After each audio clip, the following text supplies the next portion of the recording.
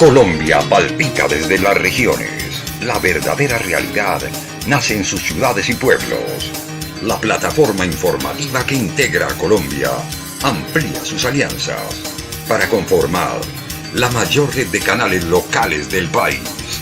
Channel Plus ahora es CNC Plus. CNC Plus, cobertura desde todos los sitios donde Colombia late, donde se produce la realidad que otros medios no muestran. CNC Plus integra a Colombia.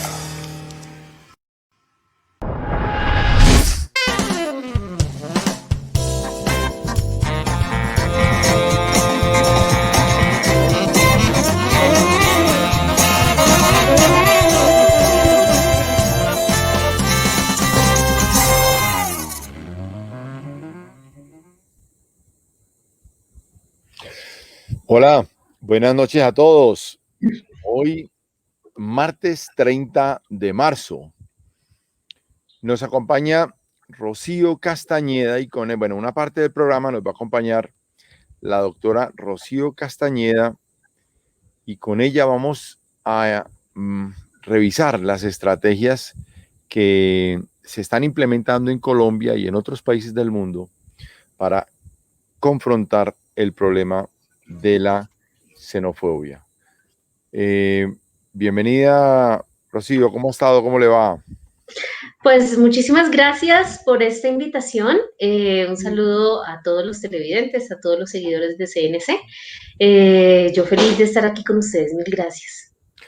Y por supuesto nos acompaña Jaime Orejarena, mi compañero de set. Bienvenido, Jaime, ¿cómo le ha estado?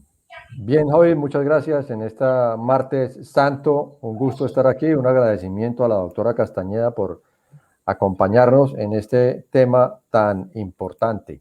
El programa es transmitido por CNC Plus en la red de cable de Legón Telecomunicaciones. Vamos por la aplicación y también estamos en nuestro portal cncplus.news y por los canales locales de CNC, además de las redes sociales de Javi Merec.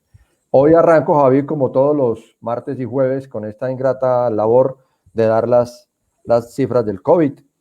En Colombia vamos en frenético ascenso, aunque el gobierno diga que estamos muy tranquilos. Ya vamos hoy en 176 fallecidos. Hace un año se cayó un avión de Ucrania lleno de canadienses en Irán. Murieron los 176 pasajeros. Es el equivalente a los que murieron, se reportaron hoy en el ministerio como muertos por el COVID. Sobre 47.242 muestras, 7.952 casos en Colombia y ya llevamos un poquito más de 2 millones de vacunas. En el tema de las UCI, que tanto preocupan por el asunto de Semana Santa y las vacaciones, que pareciera ser un factor que está conectado directamente con el disparo de contagios, las UCI en Colombia han tenido un comportamiento, tenemos un gráfico de la silla vacía, Alex, si nos lo muestra por favor, un comportamiento en crecimiento también con zonas como Antioquia, como el eje cafetero, con las 3 ciudades, Manizales, Armenia y Pereira, en cifras rojas y con datos realmente alarmantes en Barranquilla y en Santa Marta. Las autoridades han intentado dominar la situación, pero el asunto está difícil.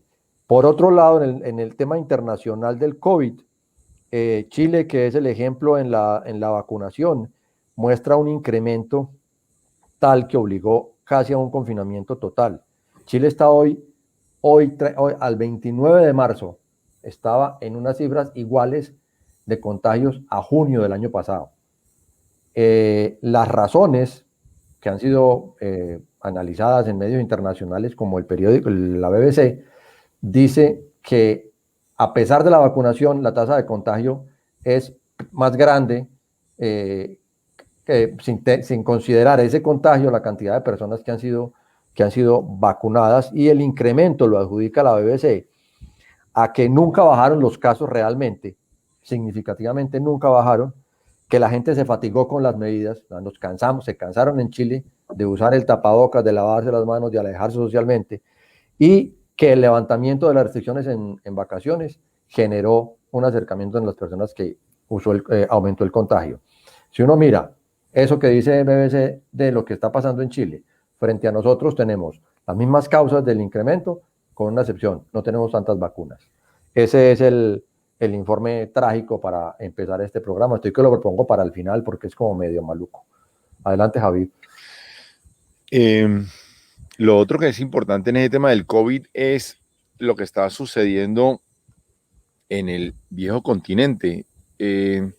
Los casos también están incrementándose fuertemente en países como España, Francia, Italia, y ya no tienen cómo explicar las razones. Pareciera que la cobertura que da la vacuna es apenas de 3 a 6 meses. Entonces lo que tenemos es como un ciclo de gente que va entrando nuevamente positiva después de 3 a 6 meses de aplicada la vacuna. La verdad, esta es una incertidumbre absoluta que hay con este proceso del COVID, y creo que los métodos más simples para mantenerse al margen de esta manifestación de la naturaleza frente al ser humano es: use el tapabocas, lávese las manos y siempre en lo posible a mantener la distancia de 1,5 metros, ¿cierto, Jaime? Pues ojalá fueran 2 metros. Lo que pasa es que usted sigue viendo el transporte público lleno y las ciudades, como dice el reporte de la BBC, la gente se cansó del tapabocas y nos cansamos de estar alejados. Hay que ser medio asceta, medio monje tibetano para aguantar tanto tiempo. Es difícil. Muy bien. Bueno, yo quiero hacer la presentación de Rocío Castañeda. Rocío Castañeda es una representante de ACNUR, que es la Organización de Naciones Unidas para la Defensa de Refugiados. Ella viene trabajando, Rocío, en Colombia sobre todo, ¿cierto? Trabajamos aquí desde Colombia. ACNUR tiene una oficina en Colombia, toda una operación desde 1997.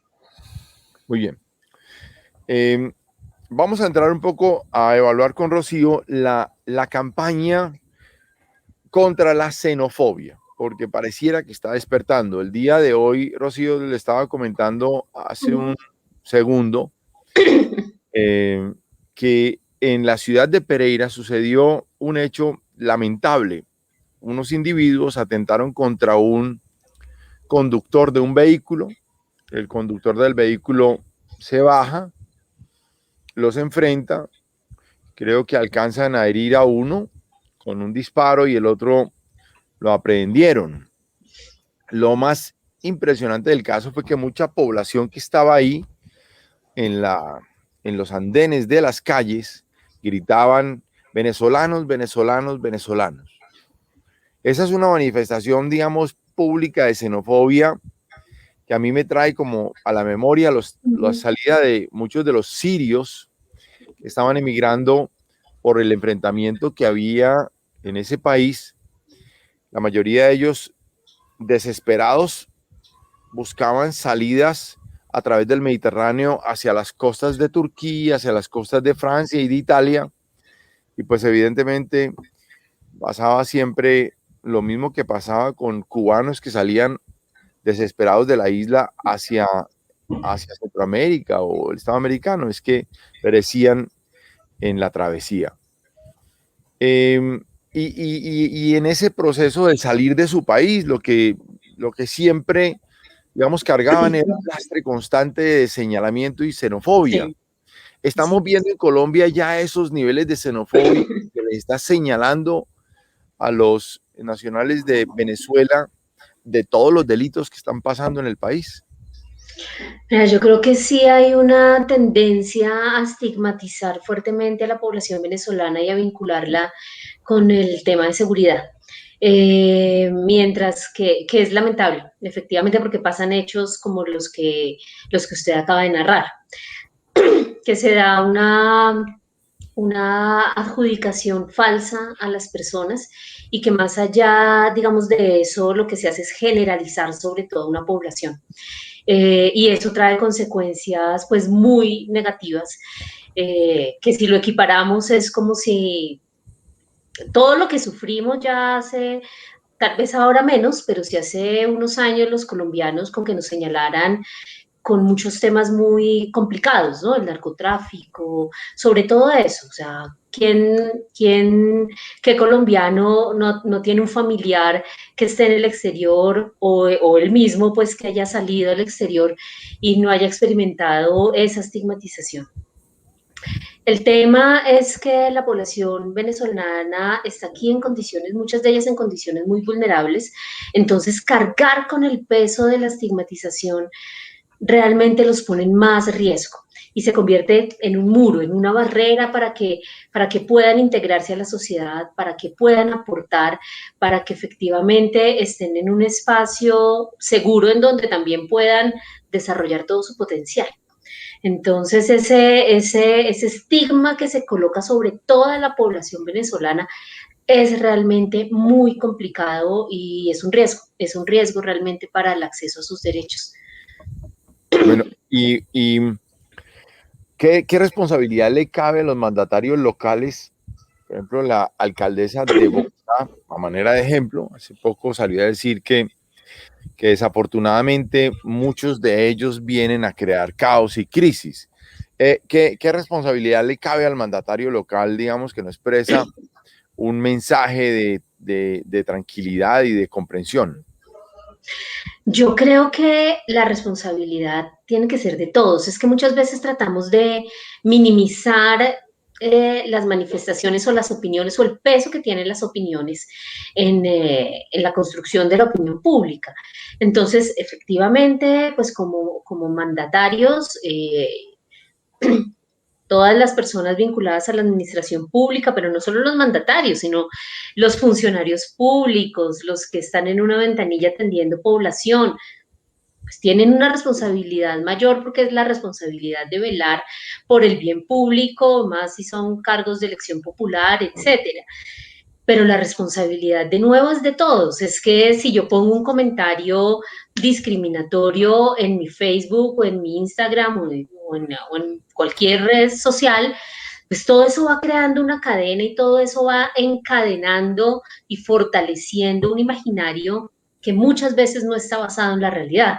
Si nosotros vamos a ver estudios, hay varios centros de estudios que se han puesto a analizar tendencias con cifras, con fuentes oficiales, y la conclusión a la que llegan es que no hay una incidencia significativa y real sobre las tasas de criminalidad.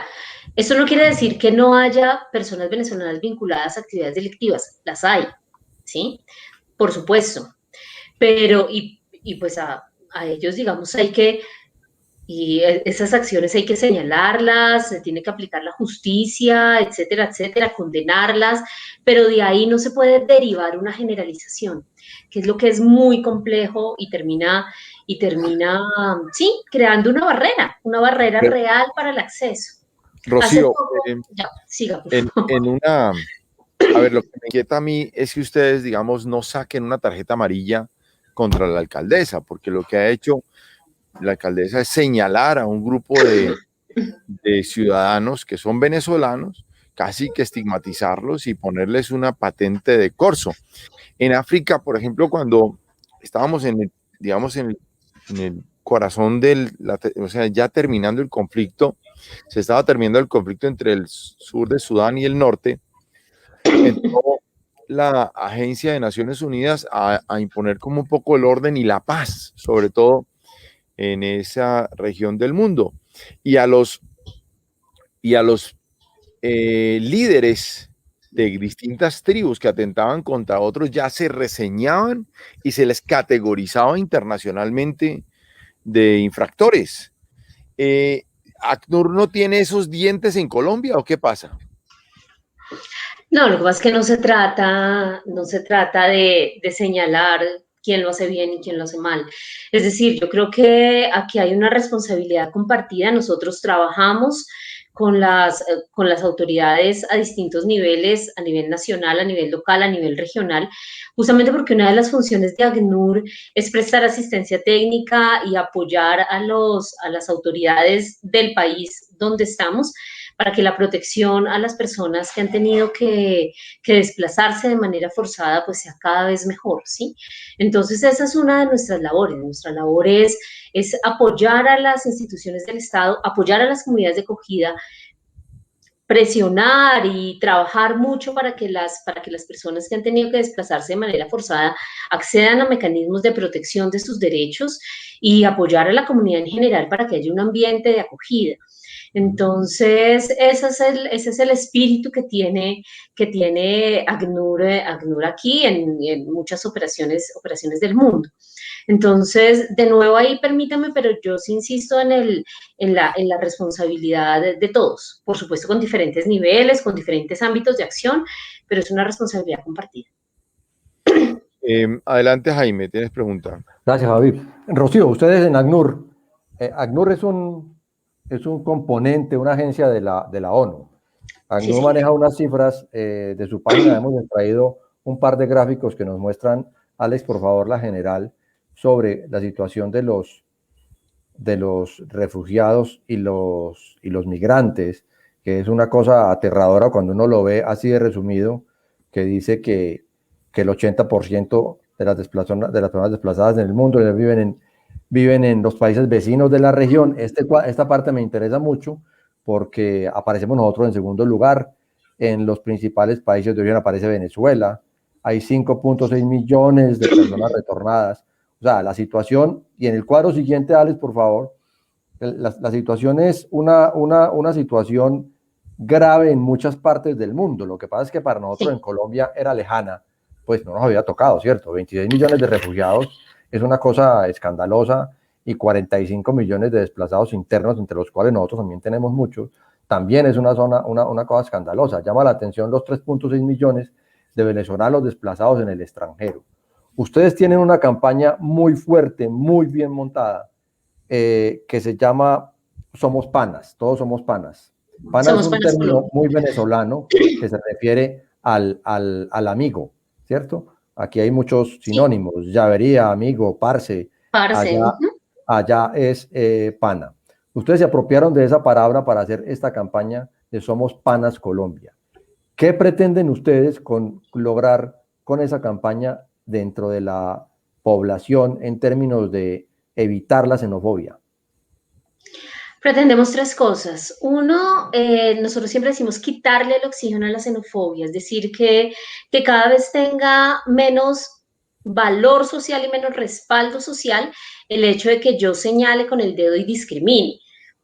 Y lo decimos porque si hay ciertas tendencias que en algún momento pueden propiciar para que la xenofobia y el dividir, ellos son los extranjeros, ellos son los otros y aquí nosotros, pues digamos, no sea mal visto, ¿sí?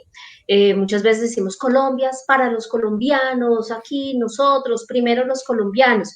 No quiere decir que eso de hecho esté mal, pero sí muchas veces puede ser la plataforma para que después digamos como, los otros, los extranjeros, no tienen derecho, salgan de aquí. Entonces, un primer objetivo es ese, es quitarle el oxígeno a la xenofobia, quitarle validación social y por tanto disminuirla. El segundo objetivo es incrementar la solidaridad, es promover el encuentro, ya la parte como proactiva, ¿no? El encuentro con el venezolano, el que yo sea capaz de ponerme en los zapatos de la persona venezolana y decir qué hubiera pasado si yo hubiera tenido que empacar todo en mi maletica, coger a mi hijo y salir, ¿sí? ¿Cómo me hubiera sentido yo? Entonces, como soy capaz de sentir algo de eso, pues hago algo en favor de una persona venezolana. Esa es la segunda. Y la tercera es brindar información útil a la población venezolana, porque tenemos que tener en cuenta que es población que llega muchas veces en condiciones vulnerables aquí a Colombia, que llega a un estado completamente distinto, que no conoce el marco institucional, que no sabe cómo moverse, entonces necesita apoyo en el sentido de, bueno, pueda acudir aquí o allá para proteger sus derechos. Son esos tres los objetivos de la campaña. Rocío de Jaime, yo me tomé el atrevimiento de invitar a una persona a la que aprecio enormemente. Es un compañero de trabajo en la ciudad de Lima, Perú. Él es venezolano a que nos cuente un poco cómo ha sido esa travesía de los venezolanos de Venezuela a Perú y cuál es el sentimiento de xenofobia que también está afectando no solo a Colombia, Rocío, sino también, Sí, digamos, diferentes partes de la región. distintos rincones del continente. Buenas noches, Elías, ¿cómo estás? Buenas noches, doctor Javi. Muy bien. Gracias a Dios, todo bien. ¿Cómo va todo? Hola, Rocío, Jaime, saludos. ¿Cómo estás, Elías? Un gusto. Todo bien, gracias a Dios. Creo que Perú no queda fuera de todo lo que se está viviendo a nivel mundial, ¿no? A nivel de la región, con todo este tema del COVID, con todo lo que pasa día a día. También estamos ahí batallando y luchando mucho para tratar de salir de todo esto. Elías, el tema que estamos tratando es el tema de la xenofobia contra los venezolanos. La actitud, digamos, de una sociedad intolerante que ve que unas personas que tienen como una variante en el lenguaje, pero en la forma del lenguaje, entonces se les discrimina, se les señala y se les imponen todas las sanciones públicas posibles porque son causantes de males que nadie quiere ver. Aquí en Colombia, digamos, el tema de los hurtos, robos, atracos y mil cosas más, específicamente de la población venezolana. Tú eres venezolano, tú llegaste a Perú. ¿Por qué no nos cuentas un poco cómo fue la travesía tuya desde Venezuela a Perú? Y si en los momentos de esa travesía sentiste que se te estaba reseñando de manera muy negativa en el proceso. Adelante, Elías. Bueno, ya acá en Perú tengo un poco más de 6 años. Realmente este problema se fue como que poniendo un poco más pesado, ¿no? Al lapso que iban pasando los tiempos. Hace 6 años no era tan fuerte, ¿no? Más bien era como que nos daban mucha bienvenida en ese momento cuando yo llegué. En el 2015 más o menos acá a Perú, en Lima, era como una persona que no había mucho movimiento migratorio, por decirlo así, en esta ciudad. Sin embargo, esta población, los venezolanos que vinimos hasta acá, fue creciendo cada momento, año tras otro, fue llegando más gente. Y como en muchos países, ha llegado como dicen acá, y el venezolano bueno y el venezolano malo, ¿no? El venezolano que ha ido a trabajar, que ha venido a trabajar, que ha venido a desarrollarse como persona, como profesional, a emprender, a hacer muchas cosas, también buscando el beneficio personal y también del país. También ha venido mucho venezolano delincuente, quizás no han tomado las precauciones en los filtros migratorios a raíz de todo el movimiento que hay a nivel de la región. Pero sí, en este momento ha sido bien complicada la situación. Igual como en Colombia, mis compatriotas, mis hermanos venezolanos, aquí en Perú también se vive mucho el señalamiento de que eres venezolano. A veces hablar, ¿no? con nuestro acento venezolano, a veces tenemos que hablar quizás un poco más bajo porque la gente enseguida voltea a verte y ya estamos como que con la marca de que es venezolano. Y escuchaba hace un rato a Rocío hablando y es verdad que un grupo, o sea, por un pequeño grupo o porque alguien que haga algo malo, como un robo o lo que sea, ya desde ese momento empiezan a señalarnos a todos, ¿no? Como que somos todos que andamos haciendo daño.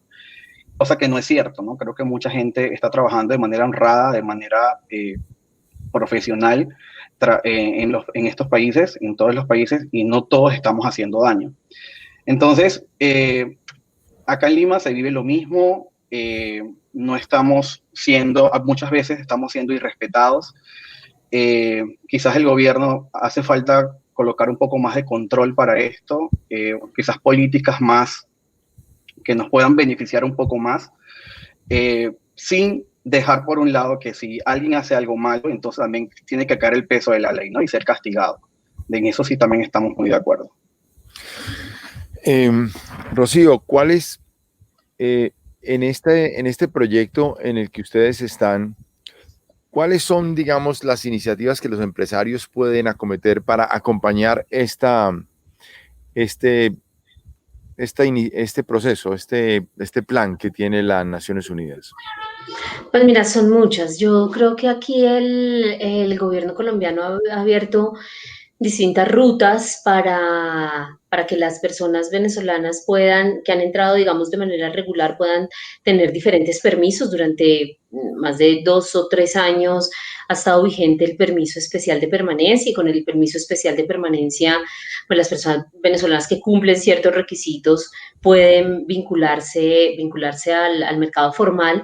Y ahora hace poco, creo que fue noticia en varias partes del mundo, el gobierno anunció el Estatuto Temporal de Protección. Con el Estatuto Temporal de Protección, pues digamos, se abre toda una oportunidad para que las personas que están ahorita en situación irregular puedan regularizar su situación y con ello, digamos, acceder al mercado laboral.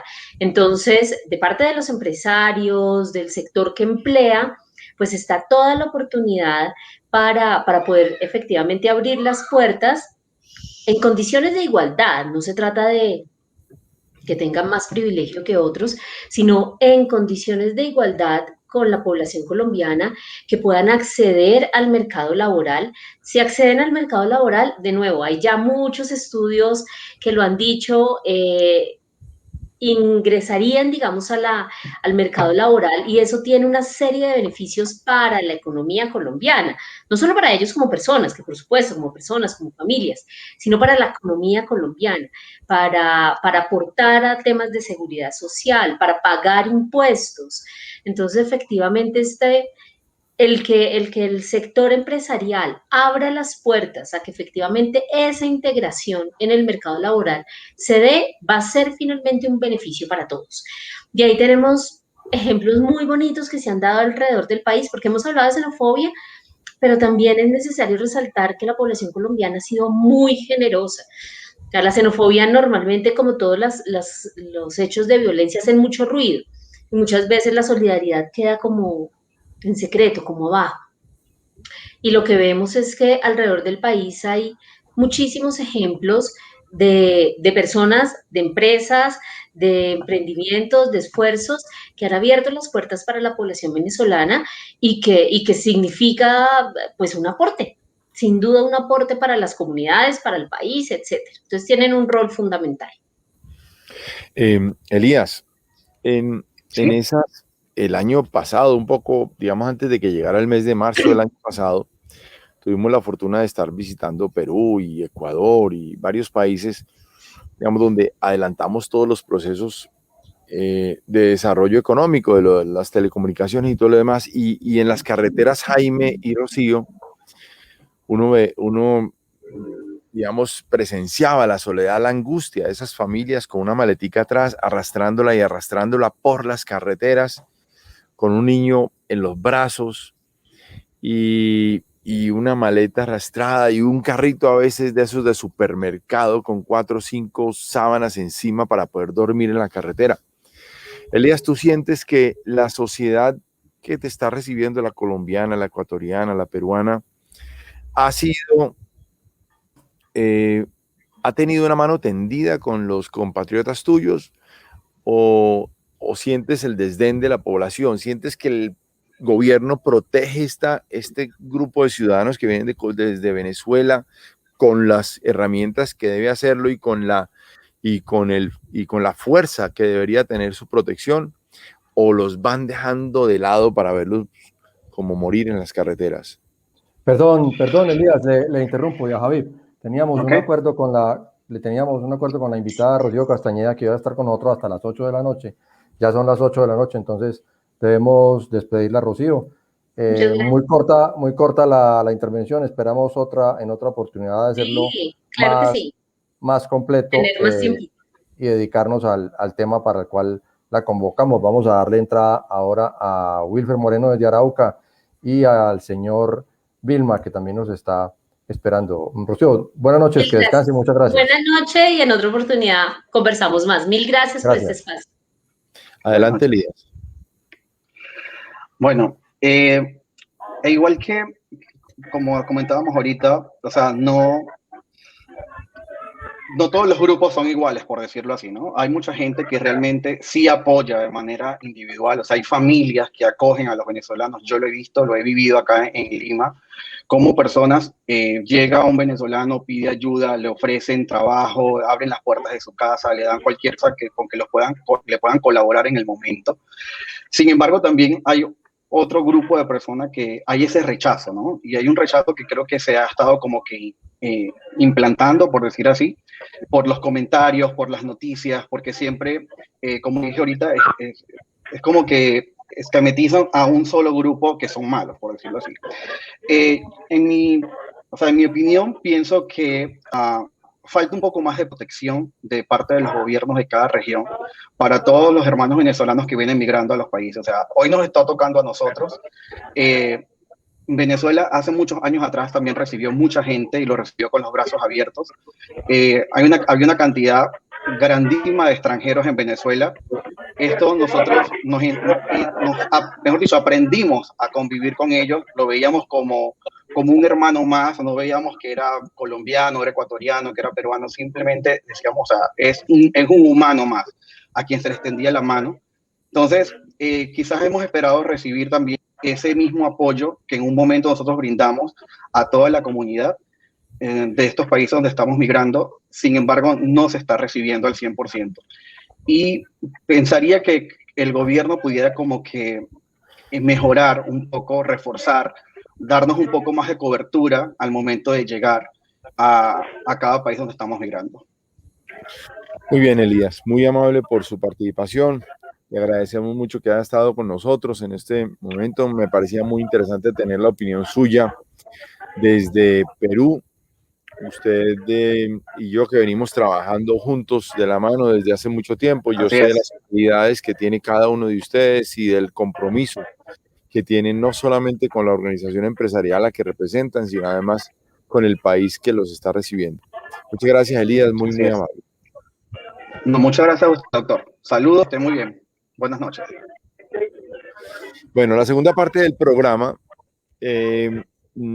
nos acompañan dos personajes que tienen una trayectoria política y mediática muy importante. Carlos Eduardo Vilma es representante de los migrantes venezolanos. Él tiene una historia muy interesante de su participación en la vida pública venezolana antes de llegar a Colombia y ahora una más interesante por el activismo político que está adelantando en la ciudad de Bogotá. Seguramente va a tener la oportunidad de contarlo. Y Wilfer Moreno es mi amigo, mi compañero de trabajo en la ciudad de Arauca. Queremos conocer un poco qué está pasando, Wilfer, en esa frontera del Arauca. ¿Qué está sucediendo con los combates que están al otro lado de Venezuela y cómo está afectando ese territorio del país, todo lo que ocurre en el país vecino? Adelante, Carlos Vilma. Bueno, muchísimas gracias. Un gusto para mí poderles acompañar esta noche. Saludos a toda la audiencia. Muy bien, Carlos. ¿Quién es Carlos Vilma? ¿Por qué no nos cuentas un poco de dónde viene Carlos Vilma y vamos entrando en la materia de a qué está dedicado ahora? Con mucho gusto. Bueno, yo soy zuliano maracucho de nacimiento, nieto e hijo de colombianos, de santanderianos. En el año 2011 decidí tramitar mi cédula de ciudadanía para ser colombiano tras la persecución inclemente de la dictadura en Venezuela. En el año 2013 tuve que emigrar, gracias a Dios y a la suerte divina, lo hice muy diferentemente como lo hacen hoy nuestros hermanos venezolanos. Pude salir del país en un vuelo comercial a pesar de que en ese momento huía. Fui fundador del Partido Primero Justicia en Zulia en el año 2000, lo que me llevó a ser perseguido por Diosdado Cabello. Una vez estando acá, me dirigí al Congreso de la República, en donde el señor senador, en ese momento Iván Duque, y el senador Álvaro Uribe me recibieron y logré compartir con todo el Senado de la República la situación que vivía Venezuela, dando apertura así al conocimiento y al manejo informativo de lo que estaba ocurriendo en Venezuela. Me inscribí como militante del Partido Centro Democrático y logré ser el primer binacional en optar por un cargo de elección popular en Colombia al Consejo de Bogotá en el año 2019. Y desde entonces venimos haciendo un trabajo por la integración de venezolanos y colombianos. Venimos haciendo un trabajo para que la xenofobia sea parte de la historia, para que los colombianos puedan también saber de voz propia, de nuestra voz, lo que es el socialismo del siglo XXI y de los terrores que causa y de los cambios culturales que causa este flagelo político en nuestras poblaciones.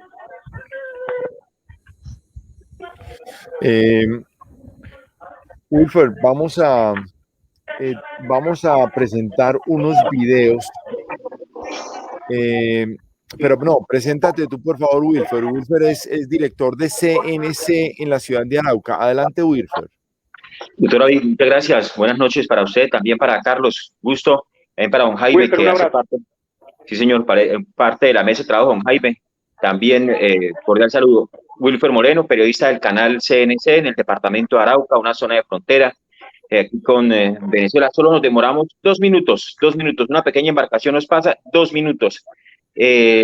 Bastante complicada la situación que se viene registrando en este momento, ya lo han visto a través de medios nacionales, medios internacionales, una confrontación armada entre las Fuerzas Armadas Bolivarianas de Venezuela y una fracción de las disidencias de la FARC al mando de Gentil Duarte y Mordisco, y que el cual en Arauca pues comanda alias Jerónimo y Héctor Aguilar. El jefe financiero es Ferley, que es al que vienen buscando en este momento las autoridades venezolanas. Wilfer, espérate.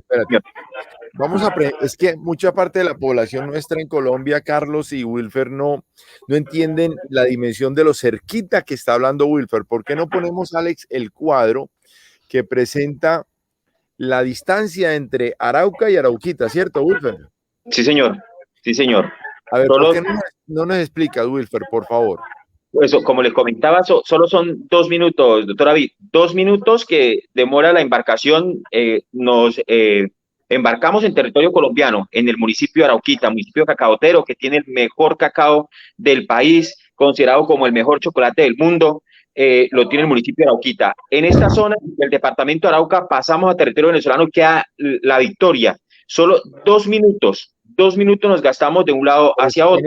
En ese cuadro que la gente está viendo ahí, hay un río que divide una ciudad. Una parte de la ciudad es Arauca, dice Monumento al Cacao, estación Soluna. Esta es Colombia, ¿correcto?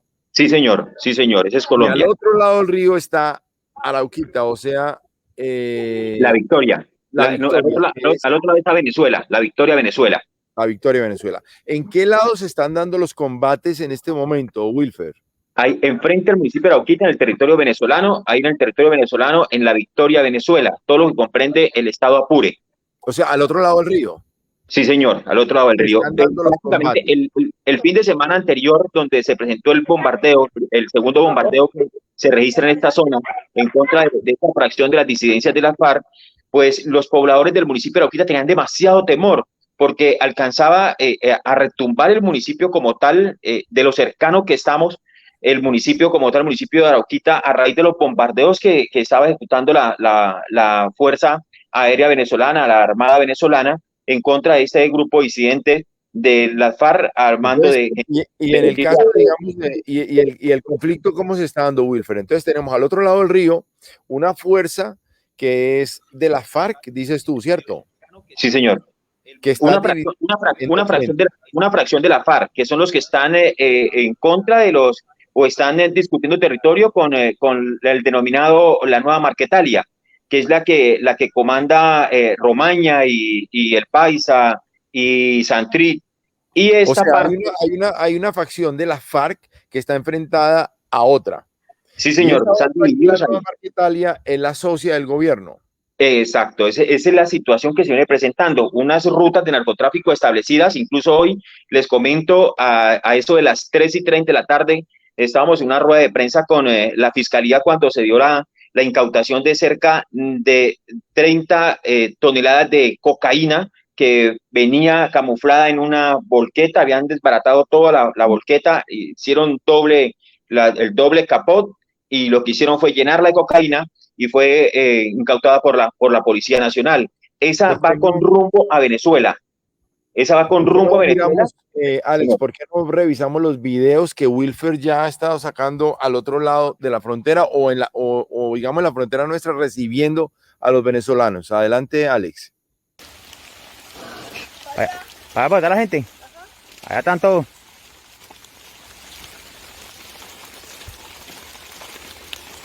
Family. ¿Ustedes también vienen de Venezuela? Mujer, le hago una preguntita. A ver cuántos vinieron. ¿Ahorita? ¿Desde el otro lado? Sí. Todos. La mayoría todos, y quedó un señor que no quiso salir. ¿Y por qué se desplazaron? ¿Por qué se vinieron? Porque, ay Dios mío, esto me da miedo. Dime. No, tranquila, nosotros le damos la cara, no se preocupe. Sí. Esto lo digo ustedes para ayudar al gobierno. Claro. Del gobierno Ay, colombiano. Juan, ven tú y habla, porque me da como nervios. ¿Cuándo salieron ustedes de edad de Venezuela? Antier, ¿verdad? Ya sí, antier, a las 11 de la noche, ¿verdad? ¿Qué les dijeron? ¿Que tenían que venirse, que desplazarse? Sí, señor, y nos mandaron otro comunicado que nos daban desde hoy 3 días más para que fuéramos y sacáramos lo último que tenían. ¿Y el comunicado quién lo envió? No sabemos, sino que eso, sinceramente, no... Dice que el gobierno venezolano que no quiere que nosotros estemos allá de los días. Esa es la situación que se presenta. En este momento en el departamento de Arauca hay cerca de 4.700 personas que pasaron el río Arauca, el río internacional Arauca, y están asentados en unas carpas que han colocado organismos internacionales, que también vienen colaborando igualmente el gobierno nacional, el gobierno departamental, con el fin de albergar a esta población. Cerca de 4.700 personas ya se han desplazado de ese territorio. Esto por los enfrentamientos, esas imágenes que estamos mirando ahí, eso por los enfrentamientos que se han venido realizando. Como decimos, en los enfrentamientos todos los días se han venido dando desde la semana anterior, desde el domingo anterior, hace una semana, 8 días, se presentó el primer bombardeo. Todos los días, después de ese primer enfrentamiento, la disidencia de las FARC, esa fracción que está en este momento atacando el gobierno, se declaró objetivo militar todos los estamentos venezolanos de las fuerzas militares. Por tanto, se han presentado ataques a infraestructuras directamente del ejército venezolano, así como también se han presentado asesinatos de militares venezolanos y ataques a tanquetas o vehículos de convoy venezolanos. Todos los días se vienen presentando este tipo de situaciones. Esto ha llevado a que, como decía la habitante que venía por una trocha, pasando por una trocha que se recibe acá, y la forma fácil de pasar también, porque muchos pues tienen el temor de que como no tienen papeles, pero la situación los obliga a pasar a este lado. ¿Qué se dice? Que es parte del gobierno venezolano, que están también presionando para que la comunidad que presuntamente ayuda a esos grupos terroristas, pues se desplace de esos territorios para que le deje el territorio libre al gobierno venezolano para poder operar en contra de esa guerrilla. Ayer el gobernador Carrizales del estado Apure daba a conocer que efectivamente hay confrontación armada, pero que también es parte de lo que ha hecho el gobierno colombiano de enviarle a ellos esas guerrillas para que operen en ese territorio con el fin de desestabilizar el gobierno. Es el tema más o menos que se ha venido presentando. Muy bien, vamos a presentar un video de unas viviendas que están sufriendo los embates de la guerra. Adelante, Alex, por favor. Hoy fue el 25 de marzo. Aquí estamos viendo una de las casas que quemó el ejército venezolano. Miren. Aquí está el ejército venezolano, aquí en el Ripial. La Victoria, el Ripial.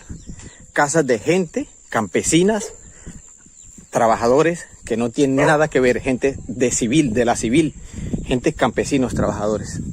Viviendas honradas. Aquí está. Mire, aquí se puede ver el humo que sale de esta vivienda.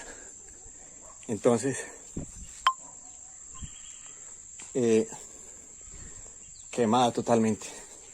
Miren, reventada con explosivos.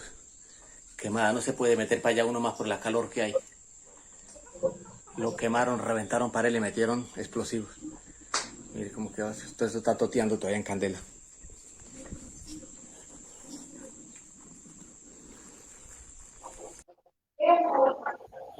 Esa es la situación que se presenta y la mayoría de situaciones que se han presentado también hay vehículos particulares quemados, motocicletas, ahí han arrasado con algunos animales también. En el caso, los campesinos que dejaron su ganado, llegaron y no encontraron absolutamente nada. Es parte de la situación que se ha venido presentando, pero lo que más preocupa es que la comunidad está denunciando que son las autoridades venezolanas las que vienen cometiendo ese tipo de desmanes en contra de la población civil, que es lo que ha obligado a que la comunidad se desplace a territorio colombiano. Sin embargo, pues le comentaba que el gobernador el día anterior decía que es también una campaña que ha venido emprendiendo las disidencias de las FARC con el fin también de poder ganarse el pueblo, puesto que en ese sector específicamente, y lo que ha denunciado también la parte de personas araucanas, es que específicamente en ese sector es donde llevan a los secuestrados, donde tienen que rendir informe los contratistas o algunos políticos del departamento de Arauca, como dice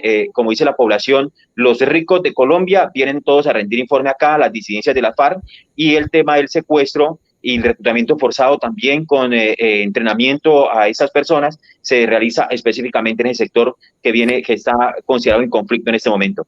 Wilford y Carlos, esta pregunta pues para Carlos, que tiene, digamos, que tiene en su bitácora pues ser venezolano y haber participado en la política.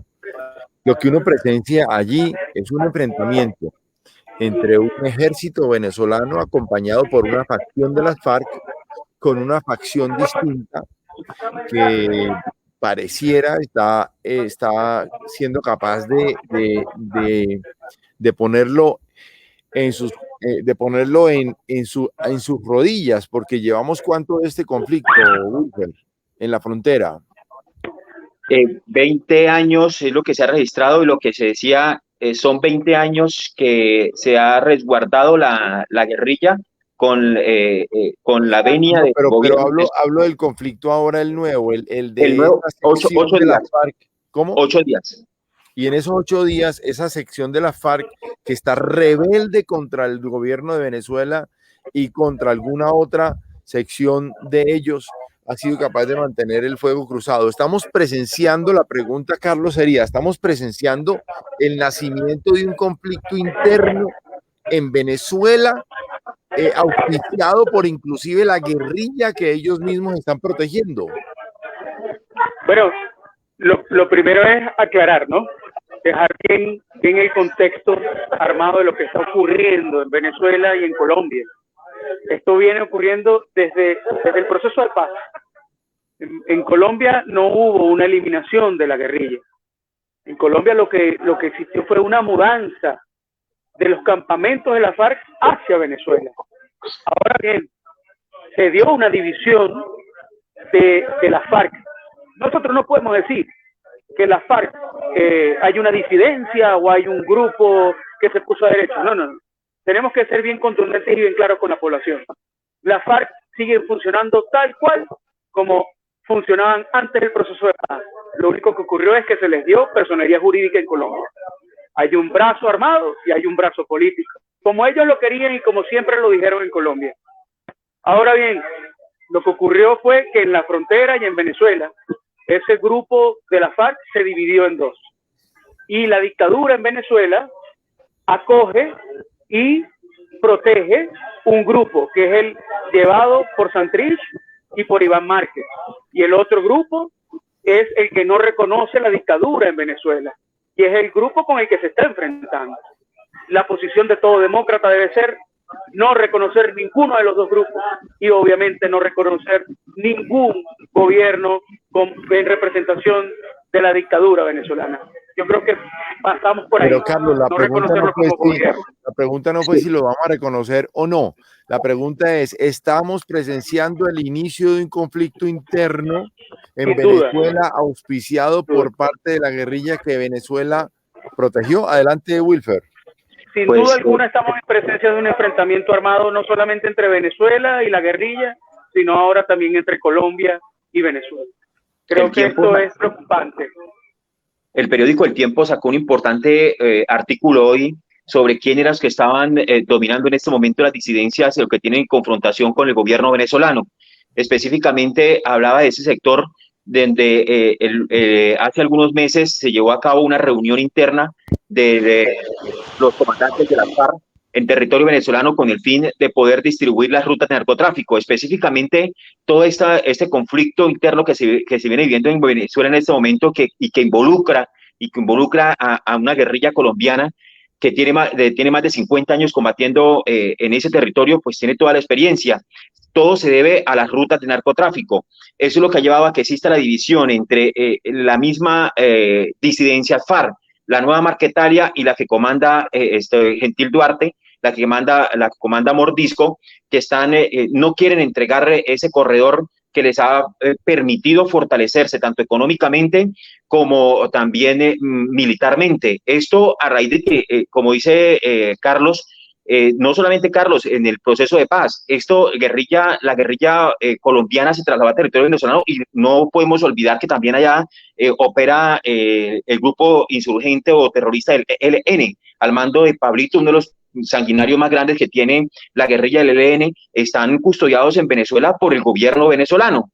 Y todo esto radica en esa ruta de narcotráfico. Eso ha llevado a que en este momento exista esa confrontación y que se vea afectada específicamente la población civil, cosa que también sucedió en Colombia y que ha venido sucediendo durante los últimos 50 años. Adelante, Jaime. Jaime, el micrófono.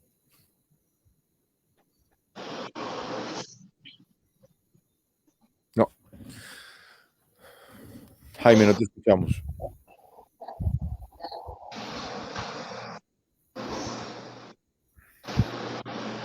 No lo escuchamos. Wilfer, pero entonces vuelvo a presentar la pregunta porque me parece muy importante hacia el futuro. ¿Estamos nosotros ante el posible advenimiento de un conflicto interno producto del narcotráfico, de los intereses encontrados de varios grupos, pero ante la presencia de un conflicto interno que recién inicia en Venezuela, población contra población, muy parecido a lo que teníamos en Colombia, o no? Es que, doctor Avi, Carlos, la situación se vuelve preocupante porque es que la guerrilla se le ha permitido estar en Venezuela. Como le decía, desde el momento que Álvaro Uribe era presidente de Colombia, en primer mandato del año 2002, 2004 en adelante, 2002 en adelante, la guerrilla empezó a desplazarse esos territorios hacia territorio venezolano, donde estaban protegidos. Tienen un amplio territorio ya conocido.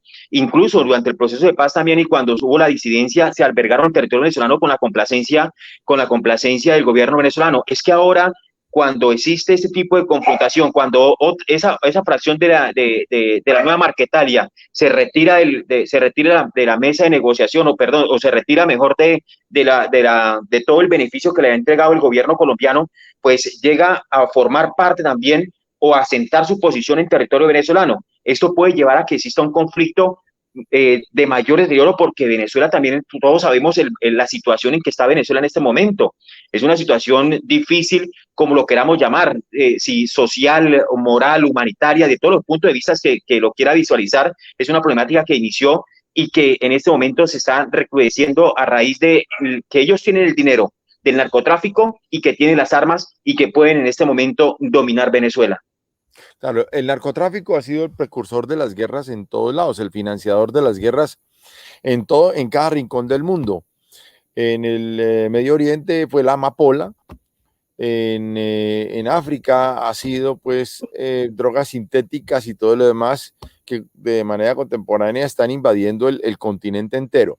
Pero, ¿qué pasa si mañana este grupo de Gentil Duarte, enfrentado al gobierno venezolano y a las disidencias de la Marquetalia, van y empiezan a colocar bombas en Caracas? Sabiendo que en Venezuela en cada casa hay un arma, ¿ustedes sienten que puede ser el catalizador de una guerra interna o no, Carlos? ¿Están las condiciones dadas en Venezuela para eso o no? Pues yo creo, y no sé si Wilfer estará de acuerdo conmigo, la dictadura en Venezuela no tiene la capacidad en hombres para aguantar un enfrentamiento de alta magnitud con la guerrilla o con ese pedazo de la disidencia. Yo creo que en el momento en el que ese grupo comienza a colocar bombas y a seleccionar objetivos militares en cabeza de representantes de la dictadura, acabaría inmediatamente con la dictadura, y yo creo que eso sería un problema bastante serio, porque como lo hemos venido diciendo, eso va a filtrar inmediatamente hacia lo que es la seguridad de la democracia colombiana.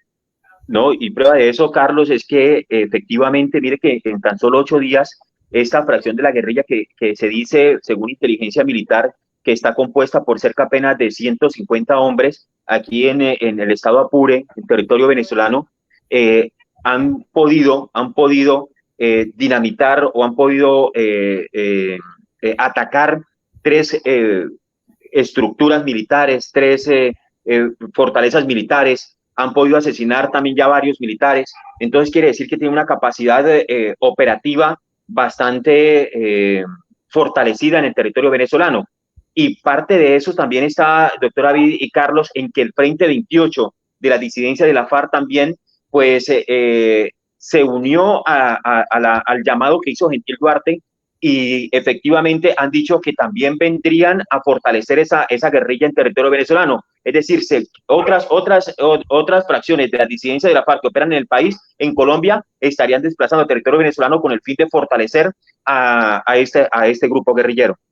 O sea, lo que habría sería un ejército levantado en armas de la FARC, de Gentil Duarte, al que se están incorporando una serie de combatientes de distintos sectores en Colombia, y el que están hoy haciendo una guerra frontal contra varios ejércitos o secciones del ejército venezolano, que están acompañadas pues por un tema de la Marquetalia, que son los señores que ya digamos cada uno tiene 70 años encima. Que tenemos se está gestando entonces un conflicto interno de magnitudes inmensas, Carlos. Yo pienso que la dictadura venezolana guardaría sus esperanzas en la protección que le podría brindar esa fracción de la FARC en cabeza de Jesús Santrich y Iván Márquez, porque esta semana, en 8 días, ya tuvieron que reforzar los grupos militares que tenían en la frontera, en el Apure, con agentes del FARC, y les salió muy mal, porque la Guardia Nacional Bolivariana está desasistida de hombres capaces como para poder enfrentar estos grupos armados. Entonces, no, yo creo que lo que les queda a la dictadura venezolana es negociar, como ya lo hicieron una vez, o aguantar el castigo que le puede dar esa fracción de la FARC. Muy bien. Amanecerá. Con la ayuda del grupo armado en cabeza de Iván Márquez. Muy bien. Amanecerá y veremos. Por ahora estamos ya llegando al final del programa. Yo quiero darle a Carlos Vilma la oportunidad para que, despidiéndose de nuestra audiencia, porque fue muy corto el programa, pues les informe sobre cuáles son sus visiones de futuro personales y de los venezolanos que hoy nos acompañan en el día a día en esta nación. Adelante, Carlos. Bueno, primero a todos ustedes esta invitación para mí muy importante. Quiero decirles que desde Bogotá estamos muy atentos, muy informados de lo que ocurre en Venezuela y de lo que está ocurriendo en el Apure, que estamos preparándonos para seguir atendiendo y recibiendo a más de 5.000 personas que seguramente van a venirse desplazadas forzadamente hacia Colombia, que junto con el gobierno colombiano estamos haciendo acercamientos muy importantes para poder atenderlos humanamente, y que lo que está ocurriendo en Venezuela posiblemente sea el detonante para el fin de la dictadura. Así lo espero, así lo veo, y pues espero que Wilfer podamos estar en contacto para poder seguir atendiendo a nuestra gente y poder ver cómo podemos ayudar a toda nuestra gente en la frontera. Muchísimas gracias y estoy plenamente a la orden a ustedes.